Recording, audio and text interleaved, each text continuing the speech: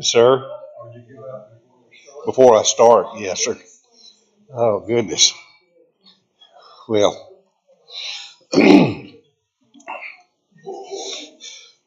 want to say good morning. Okay. Well, y'all are just about the same shape I'm in this morning. You ready to get into it, huh? All right. Well, we're going to be in the whole chapter of Isaiah 6 to 20 yet today. And for what it's worth, there's not a whole lot there. All right. But there's a lot of background material there. And so that's what we're going to look at today. And there's a reason behind my madness. Okay. Before we get into it, though, all the kids came down and did all the house painting and stuff like that. They got through except for some high spots over at one, and they had electrical problems over at the other ones. It was around the meter on the light company side. It was arcing and everything else, so they had to pull off of it and try to get that fixed. So we sure appreciate them coming down here and doing all that work. And anyway, Walter and Carolyn aren't here this morning. Walter is a little under the weather. Carolyn's wore out from the wedding yesterday. And that's about all I know. I think things are going pretty well over with everybody else right now. I do want to say this. If you have an opportunity to pick on my son today, uh, he was walking around yesterday in a Irish kilt, okay? A kilt. They got him involved in an Irish Day parade or something like that this afternoon, and a bunch of Irishmen do. And he's so cute in that kilt.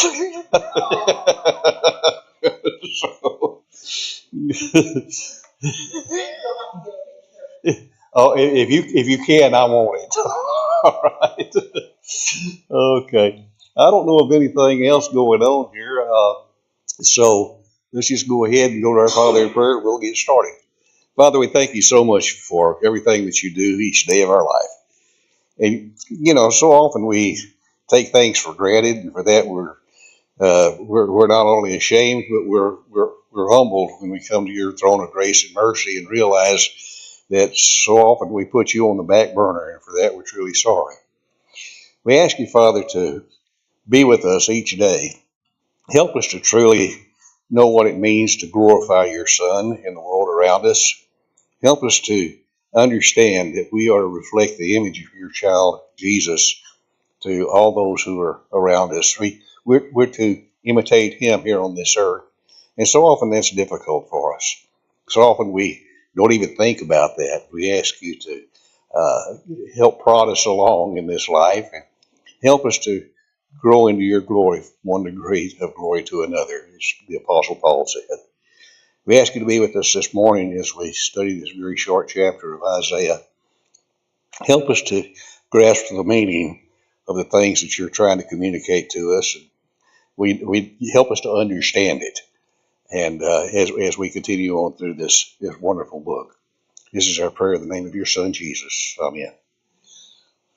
All right, the book of Isaiah.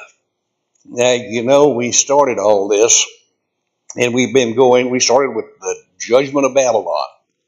And then we started going through all the little countries, Ammon and Moab, and, the Ammonites and what have you. And last week it was Cush and Egypt.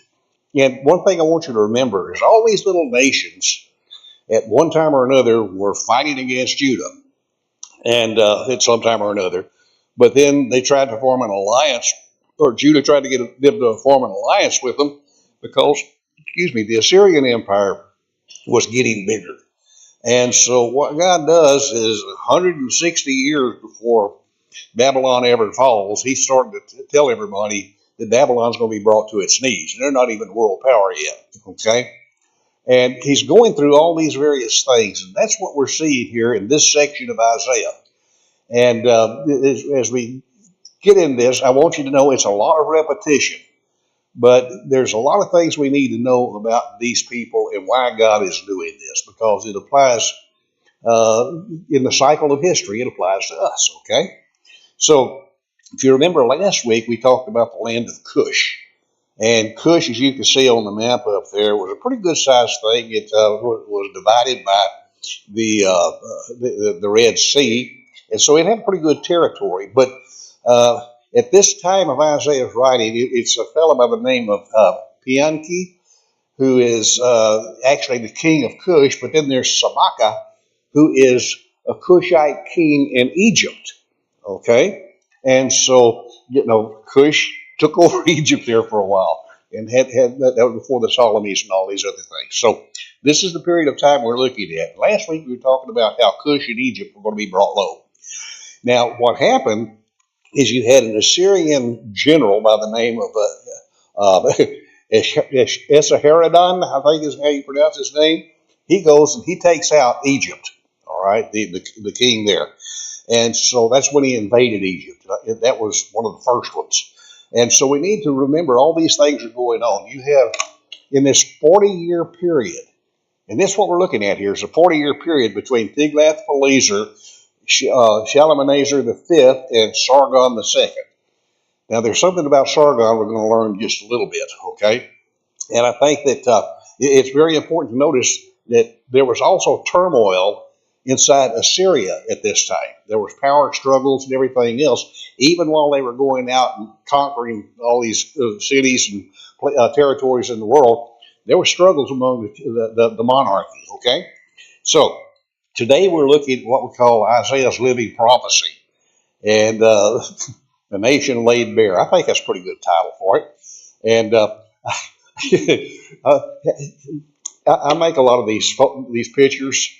I've got an AI thing that makes pictures for me. I describe what I want, and it kicks it back. I tried to get a picture to depict this over and over and over and over, and they would not put Isaiah in a loincloth. Okay? It says it goes against our standards.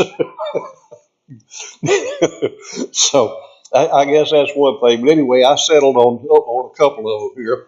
And, he's not fully clothed in the picture, but you're going to understand what's happening here and why he does this. All right.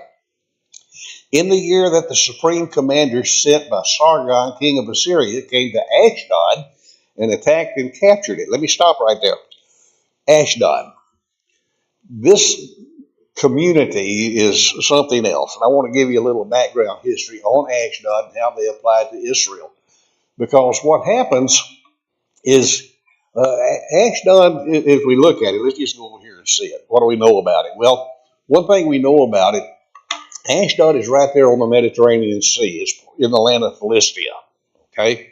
You have Ashdod, Ashkelon, Gaza, Gath, all these various places where the Philistines are. All right? And it's not that far away from Jerusalem. Now, all during their history, they've been allies with Judea, and they've been enemies of Judea.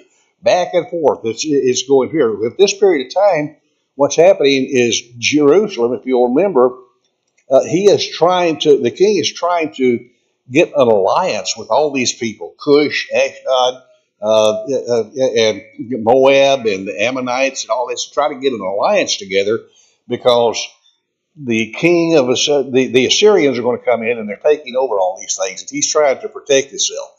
Go all the way back to Isaiah the 7th chapter, where God is telling Ahaz it's not going to happen. And Ahaz is still trying to get this alliance put together. And God says, no, it's not going to happen. I'm going to give you a sign since you're not going to ask for it. And he talks about the young woman, the Alma, who is going to have a child. Before the child knows right and wrong, Assyria is going to be brought to its knees. It didn't stop Ahaz. He still tried to make an alliance with the Assyrians, or an alliance with the others around him to keep the Assyrians away. So this is what's been going on with it. Now, when we look at Ashdod, this is modern day Ashdod. It looks a little like Gulf Shores, Alabama, doesn't it? Big beaches, high tall buildings. Well, that's not what that is. What this is modern day Ashdod.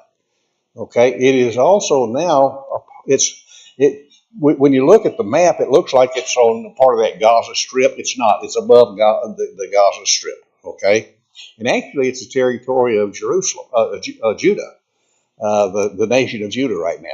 And when you look at Ashdod today, it's a great big deep water port. They have this is where a lot of trade comes in and everything else. So it's a very wealthy thing. Back then, it was a wealthy city as well. However, it was not only a wealthy city; it was a very fortified city. And you can go over there today and still see the ruins and everything. And they thought they were very powerful because they had trade goods coming in from the ocean. They were they didn't. Nobody was going to attack them from the backside from the water. Okay, they had that part of it covered, and the city was so fortified they didn't think anybody could whoop them. All right, and so I mean, just take a look at some of that craftsmanship that they had there back in that period of time, building those old buildings and fortifications. So it was a very powerful city in their own respect. Another thing about it, we talk about various deities and what have you. And, we've talked about Asherah, we've talked about Molech, and we've talked about Baal. Well, this one, it is a city that was devoted to the worship of Dagon.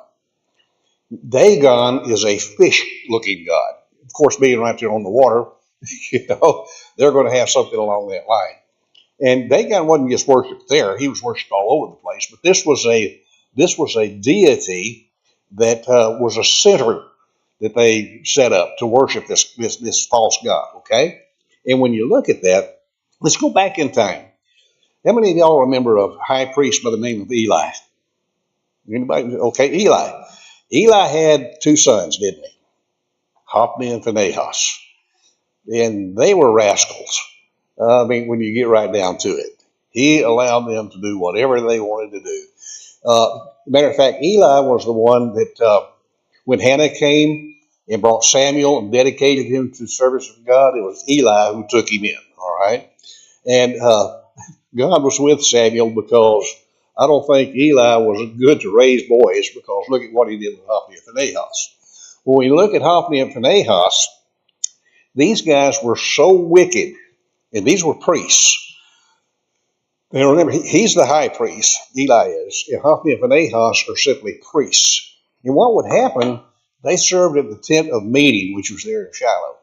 And at the tent of meeting, when people would come to make their sacrifices, what they would do is they would take the best parts of the sacrifice and not give it to God. They'd take the best parts of the sacrifice, stick a fork into it, bring it out, and they would hang on it for their own possessions.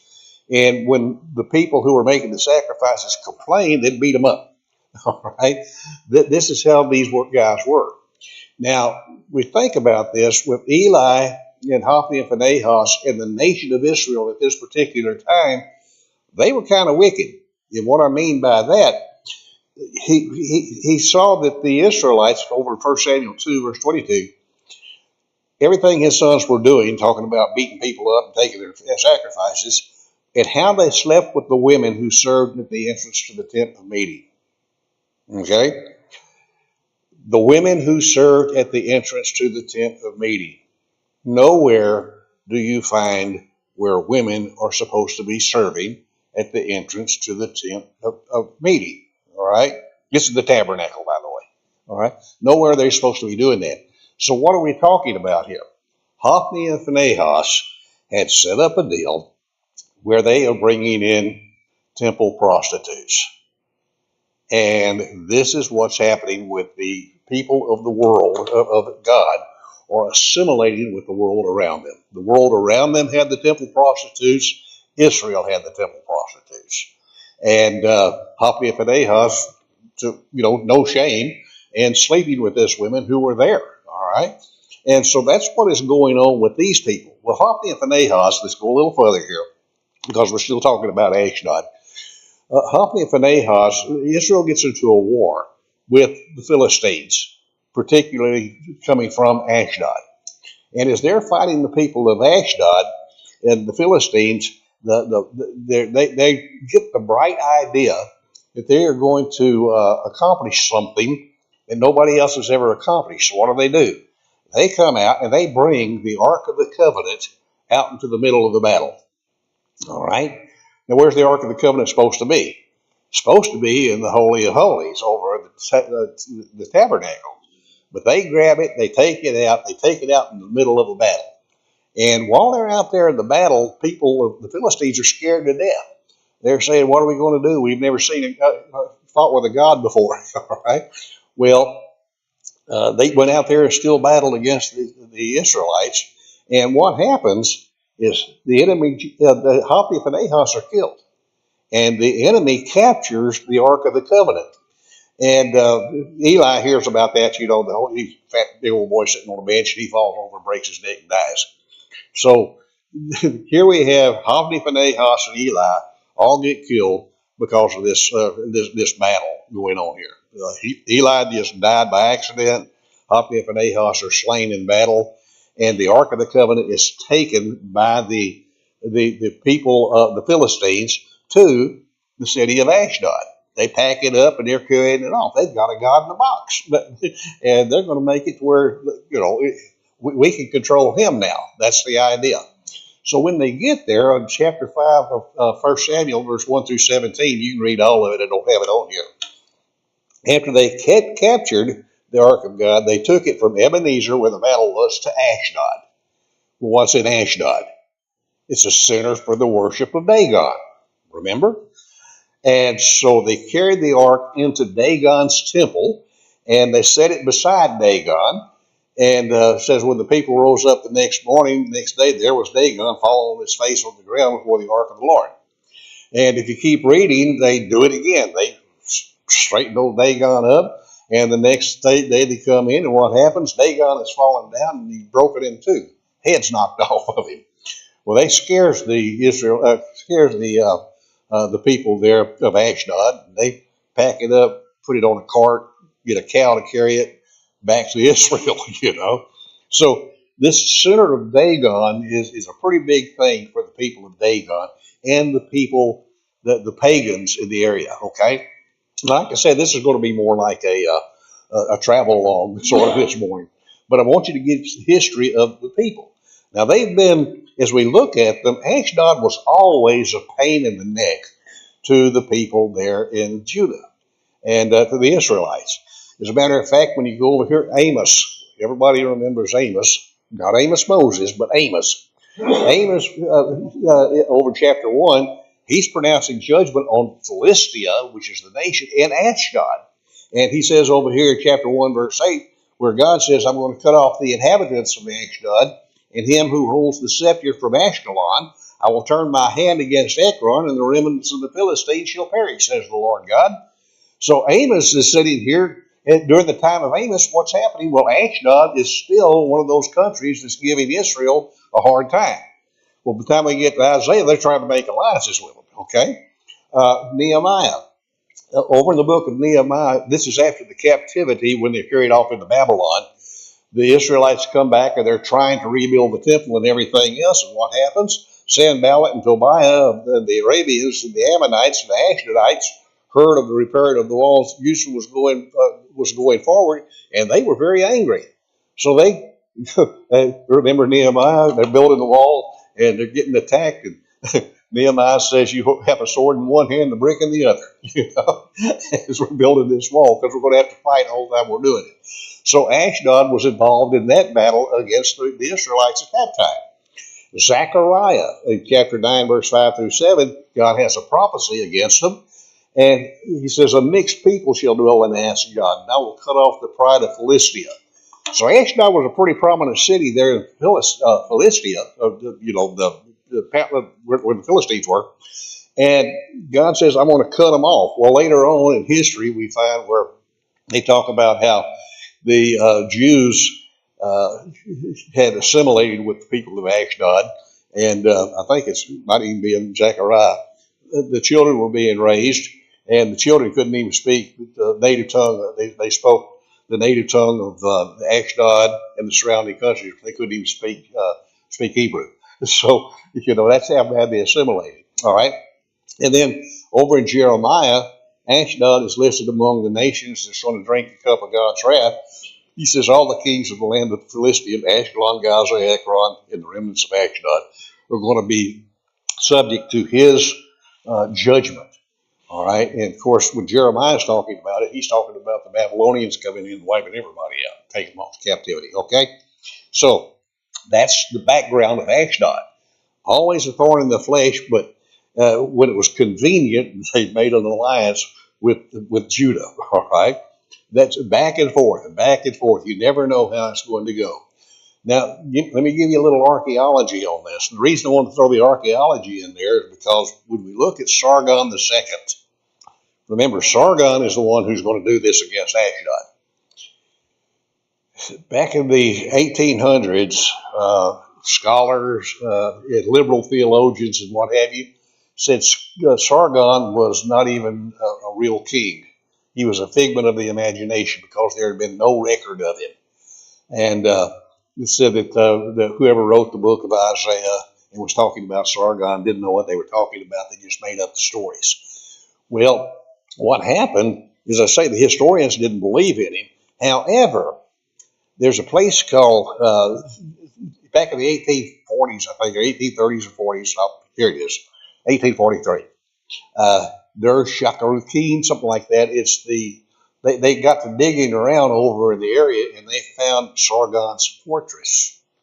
It's a palace, and it was buried underground. Now, how something like that can be buried totally underground, I would never know. All right. But it was.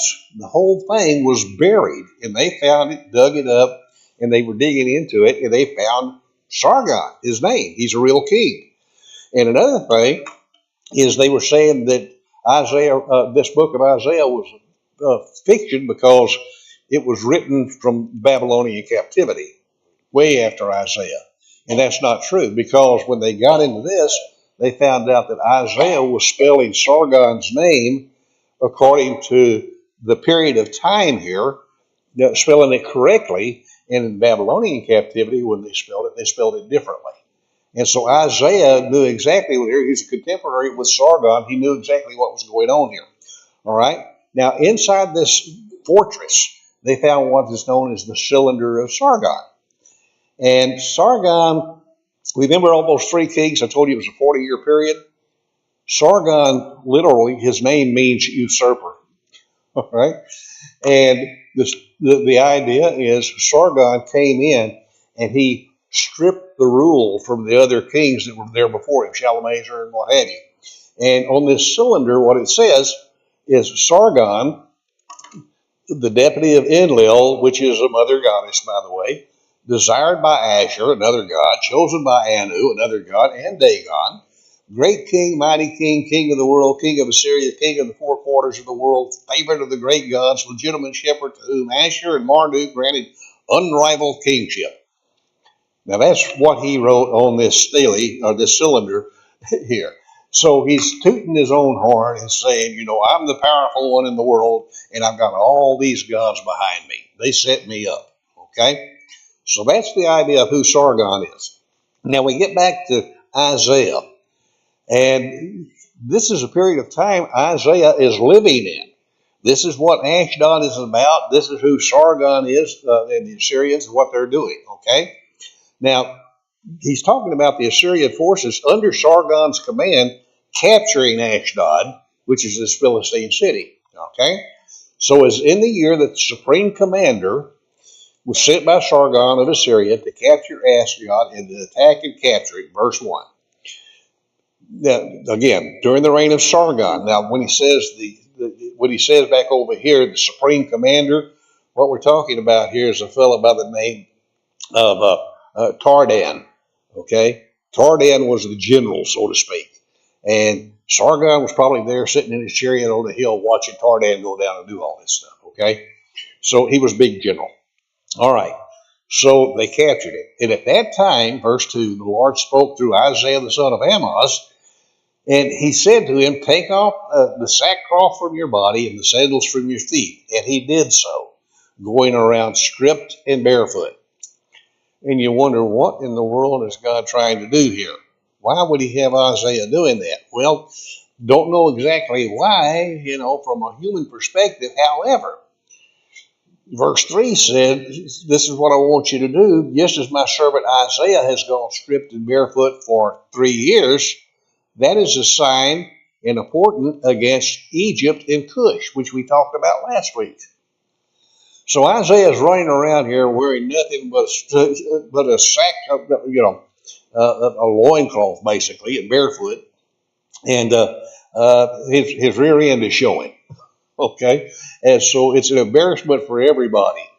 And what we're looking at here is the rise and fall of nations. When you look at this, this was a sign against Egypt and Cush. And when you look throughout history, you see the rise and fall of nations. That's what's going on, and that's what we have to understand, that God is in control of everything. And so the act of Isaiah walking around wearing nothing but the loincloth is kind of like it's a living prophecy. And what it's doing is the Cushites and the Egyptians are going to be carried off into captivity, and that is a very humiliating situation to be in. All right, because no longer are you prosperous, no longer are you in this fortified city, no longer are you, thumbing your nose at the world. Now you're in chains, going off into captivity, and you're going to be working as a slave for the people over in Syria if you didn't get massacred by them. All right, so humiliation, and this goes on for 3 years that Isaiah is doing this. All right, Egypt and Cush is who this prophecy is for, not Ashdod. Say what? No. He's saying Ashdod's going to fall, but I want Egypt and Cush to know what it's all about. Egypt and Cush are going to be like Isaiah and Ashdod. You're going to be stripped of all your dignity, you're going to be stripped of all your power, all your wealth and everything, and you're going to be led off into exile and slavery under the Assyrians. Isaiah walked around like that for 3 years. Not for the people of Judah, but to show Egypt and Cush, this is what's going to be happening to them. Notice last week we talked about Egypt and Cush. All right? This is what's going on and why Isaiah is doing this, why God wanted to do that. So the king of Assyria will lead away stripped and barefoot the Egyptian captives and the Cushite exiles, young and old, with their buttocks bared, to Egypt's shame. All right? Being naked is humiliating. Okay. If you've ever been caught in that position, some way, shape, or form, nobody likes to be caught naked. And it's like we had the earthquake over in California, the first one we had. My girls were in the bathroom taking a shower, getting ready for school. The earthquake hit, and 2 little old girls came running out, and they were fighting over the same towel, I believe, because it's 7 o'clock in the morning. They're getting ready for school. They're little bitty things, but this is what I'm talking about. Nobody likes to be caught like that. So it has an effect on the surrounding nations. All right. Chapter 20, verse 5. Yes, ma'am. I'm just curious because as I'm also looking at my phone. So no, not a problem. It comes up that Ash Wednesday is part of they say take off your sackcloth and stuff. So the correlation of like Ash Wednesday and just doing what now? They said when God told him to take off the sackcloth, that there's a correlation between that and Ash Wednesday.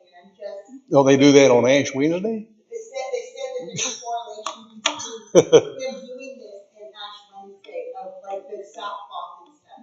So I'm just curious what. So there's a strong correlation between Isaiah and Ash Wednesday. I've never heard of that. Okay. Never heard of that. Then you know as much as me. No, I've never heard of that. Tying it to Ash Wednesday. I'll look into that. Anyway, what effect did this have on the surrounding nations? Because it's not just Egypt and Cush. The message of Ashdod falling and Isaiah running around with nothing on was a message to Egypt and Cush. How the other people take that? Well, what we see here is those people who trusted in Cush and boasted in Egypt, they too are going to be put to shame. Why? Because Egypt and Cush are going to fall. And when Egypt and Cush falls, what happens to them? Okay, they're going to fall. And they know that. They're going to be put to shame. So we have a warning to Judah, the last verse here. And the warning to Judah is this. In that day, the people who live on the coast will say, see what has happened to those we relied on, those we fled to for help and deliverance from the king of Assyria. How can we escape? Okay? So when Ashdod falls, it's a lesson to Egypt and Cush and everybody around. Ashdod was a fortified city. It was a powerful city. It was a wealthy city. It was a warlike city at times, right?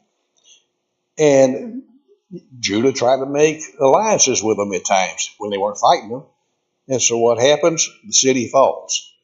How can we escape? Now this is going to be a quick lesson this morning. How can we escape? Well, the tail end of that kind of brings up something to me. When you look, and that was the last verse, by the way, of chapter 20.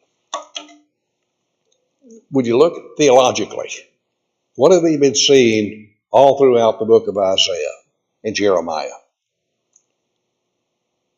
Trusting in human alliances, is it going to get you anywhere? No, ever, never, all right? Judah and those other little nations around relied upon Egypt, but that trust proved to be in vain. Why? Because the Syrians take Egypt into captivity, okay?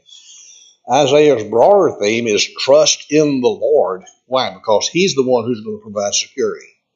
Not Egypt, not Cush, not Ashdod, not any Moab or the Ammonites or anybody else. God is the one, the Lord is the one who's going to provide that security. And object lessons are powerful, aren't they? How many of y'all that were here remember the object lesson where I talking about gossip and I had the candy bars and I threw them out to everybody? Y'all remember that? Yeah, we was talking about gossip and I had candy bars and I threw some candy bars to some of the people here and I said, just open it up and smell it. You know, this is what gossip's like. Now lick it, and I had them lick it and they offered to the person next to you. You know, that's what gossip is. All right, and so a lot of people in here remember that, and so object lessons are something that sticks in the mind, it creates a picture for you, and that's what we're looking at here. That's why God uses symbols. That's why He had the different prophets do different things as object lessons to the people. You know, Jeremiah smashing the pot, breaking the yokes, things that were around the necks and everything. It was object lessons. And so this physical action reinforces the message of shame and being brought down low. Words alone couldn't do that. He walked around like that for 3 years. Okay? God calls His people to do difficult things at times and humbling acts, but that's to communicate His will. And sometimes we say, can you imagine God saying, okay, Isaiah, I want you to strip down like this, go barefoot, naked, for 3 years. I want you to do that. And can you imagine Isaiah, what going through his mind? And then we have people today that says, well, I can't do that, because I don't know how to share my gospel or something like that. You see, sometimes we're not put shame enough, all right? But this is what we're looking at. When you trust in human alliances, again, bad things happen. They relied upon Egypt, and that trust proved to be in vain because Egypt fell. Isaiah's broader screen, trust the Lord because He's the one who's going to provide security. Next thing is the certainty of God's judgment. Ashdod did fall. Egypt fell. Cush fell. Moab fell. Judah fell. All these various things happen. God's judgment is there. And it's not a hypothetical thing. As Isaiah's walking around here preaching this message, that means it's imminent. It is going to happen, all right? He was seen for 3 years, and the people had ample warning, didn't they? For 3 years, Isaiah's preaching this message and showing himself as an object lesson. And what happens? Nobody listened. They just probably pointed fingers and laughed at him. Trusting human alliances, we said before, doesn't do a bit of good. Okay? Escape. How do we do this? Well, the final verse leaves a hard question, doesn't it? How shall we escape? How shall we escape? Well, later biblical themes over and over and over. Only those who trust in God can find deliverance, right? Okay? You know what that reminds me of? Hebrews 2. How shall we escape if we neglect so great a salvation? You don't. And that's what God is trying to say. That's the recurring message over and over and over all throughout biblical history. You won't. You're not going to escape it. And that's the bottom line of the message to Ashdod, about Ashdod, to Egypt and Cush. Okay? Not a whole lot of scripture, but a lot of background stuff. Hope it makes a little more sense to you now as to why this is going on. Okay? Any questions? If not, that's all, folks. You can have another cup of coffee. Appreciate it. Sir? Leading up to good sacrifice.